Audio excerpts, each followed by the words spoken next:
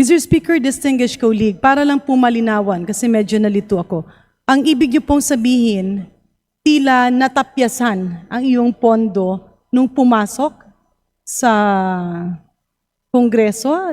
This refers to NEP. Paano po natapyasan or nabawasan ng DPWH? Hindi po. Nung po, di ba po, nung una po, kung matatandaan niyo po, dear colleague, Mr. Speaker, may unang NEP na sinabit po sa atin, di ba po? Okay. Nung panahon ni Secretary Bonoan.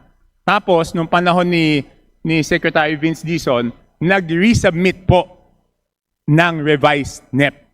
So pagdating po nung revised NEP nung distrito ng Navotas, natira na lang po is 362 million pesos. So malayong-malayo po doon sa dapat na restored NEP na 1,410 million pesos. Yun po ang nangyari. Ano po, Mr. Speaker, distinguished colleague, yung mga proyekto na covered nung natapyas na pondo? Yung mga proyektong tinanggal, ito po yung mga RDC-approved flood control projects. Kasi po, ang ginawa po ng DPWH nung panahon na yon, under Sec Vince, is, di ba sinabi, wala na pong flood control, so tinanggal po lahat ng flood control projects. So yung tinanggal na flood control projects, later on, pinapalitan po ng non-flood control projects. So yun lang po ang naibalik, 748 out of the 1 billion plus na tinanggal. May we be appraised, Mr. Speaker? Ano po yung mga projects na covered nung 748 million? Sandali po. Well, in general terms, not really the specific. Are these roads? Hindi po. Are these Ang classrooms? alam ko po, medyo malaki po doon ay mga multipurpose center, completion ng Navotas Polytechnic College. Sandali po. Sige. Para lang hindi ako magkamali, Mr. Speaker, nandito naman yun sa laptop ko eh.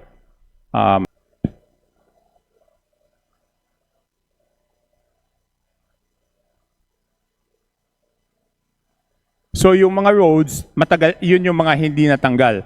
Ang mga dinagdag doon is, for example, multipurpose building doon sa may Barangay Sipak, isang 150, isang multipurpose building ulit. So karamihan po ay multipurpose building na lang ang pinalit po doon. In other words, Mr. Speaker, distinguished colleague, pinalitan ito ng equally important infrastructure projects. Yes, Madam Speaker, Mr. Speaker, dear colleague, na kasi po, doon po sa Navotas, ang numerong problema is baha. So kung pwede po yung flood control, itong multipurpose building, pwede pong mag-intay. Prioridad din po siya, kaya lang pwede mag-intay. Dapat ayusin muna yung problema sa baha. Pero since hindi na po pwede yung flood control, itong next level ng priority projects, ito na po yung pinalit ng DPWH. Which brings me, Mr. Speaker, distinguished colleague, to my next question.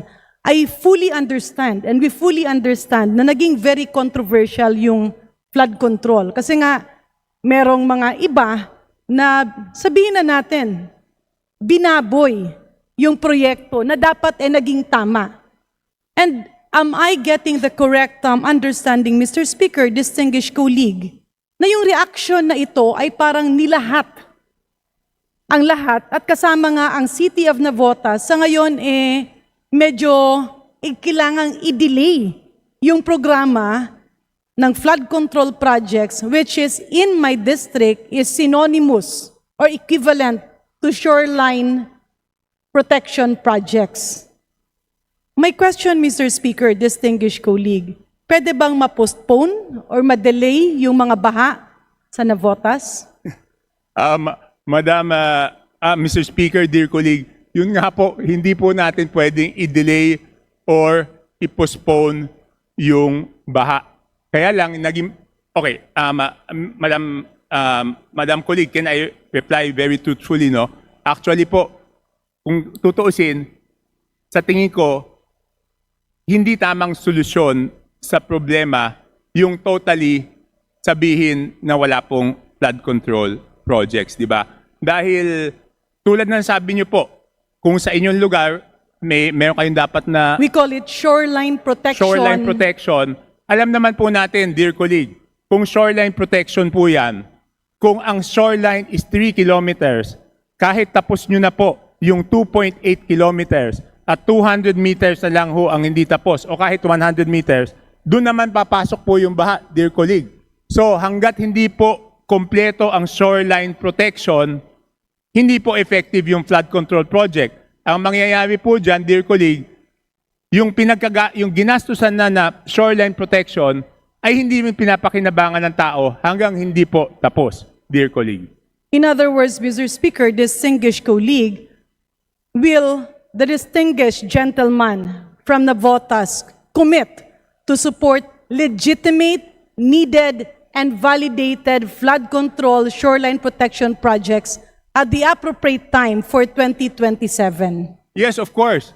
Yes, of course, Mr. Speaker, dear colleague. Ang sabi ko nga, no, ang halimbawa ko noon is kunyari, halimbawa lang po, nagkaroon ng anomalya sa paggawa ng classroom.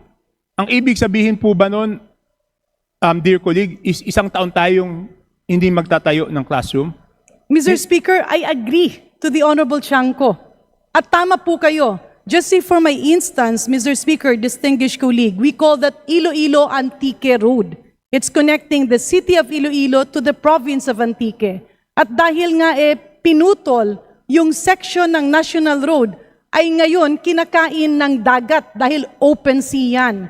At sayang naman yung ginawang highway kasi halos may malakas na bagyo, ito ay natatanggal, nasisira. At kaya ngayon, andun ulit yung risk na maputol yung connectivity ng probinsya ng Antique to the rest of Iloilo, including their access to educational institutions, financial institutions, the main port of Iloilo, and even the airport. That's why, Mr. Speaker, distinguished colleague, I laud the Honorable Toby Chanco for standing up. No? Kasi a rotten egg should not be translated to a sacrifice of the whole country. In addition, Mr. Speaker, distinguished colleague, narinig ko kanina si Congressman Erice.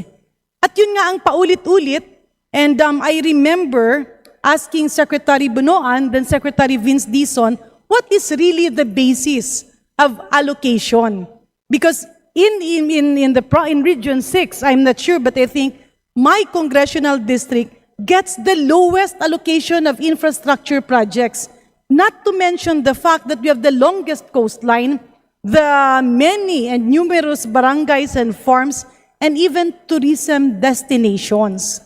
That is why, Mr. Speaker, distinguished colleague, sa pagkakataong ito, will the Honorable Chanco agree in saying that we should have a system in place for equitable allocation of resources?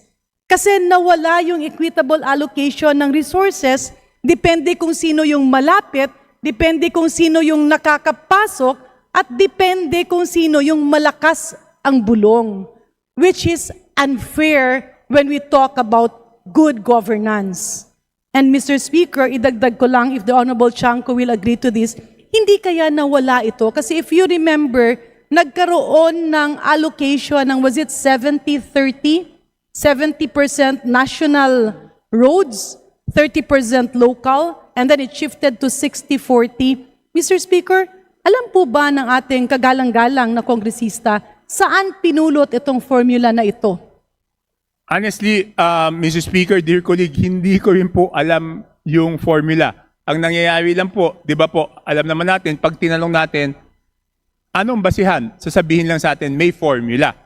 Pero hindi po natin alam kung saan galing yung formula. And I truly agree with our dear colleague na kung may naging problema yung iba at sinamantala yung flood control projects, dapat naman yung maayos na pagpatupad ng flood control projects ay sana, no, syempre ang wish natin, hindi po naisama. Dahil tulad na nasabi nyo, hanggat hindi po tapos at hindi po selyado yung flood control projects, hindi po napapakinabangan.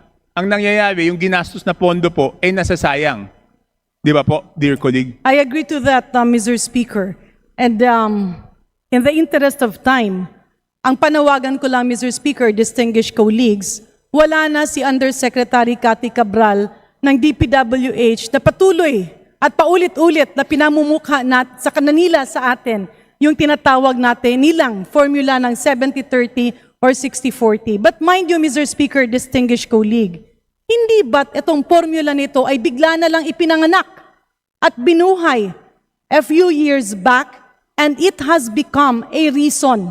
Kasi sasabihin, wala ka ng national road, kaya hindi ka na pwedeng madagdagan ng budget. But what is actually happening is that the chunk of budget is being diverted to unnecessary flood control projects na sana yung ceiling na iyan ay hindi galawin because even if you don't have a national road, you have provincial roads, you have municipal roads, you have secondary roads, you have barangay roads.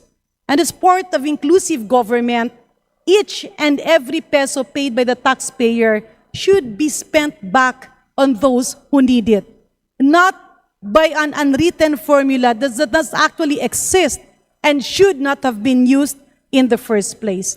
Mr. Speaker, distinguished colleague, marami pa sana akong gustong itanong sa ating kagalang-galang na kongresista galing sa Navotas. However, we could have that discussion over a cup of coffee. I laud him for standing up, and may I appeal to my distinguished colleagues. Let's review the process of allocating funds.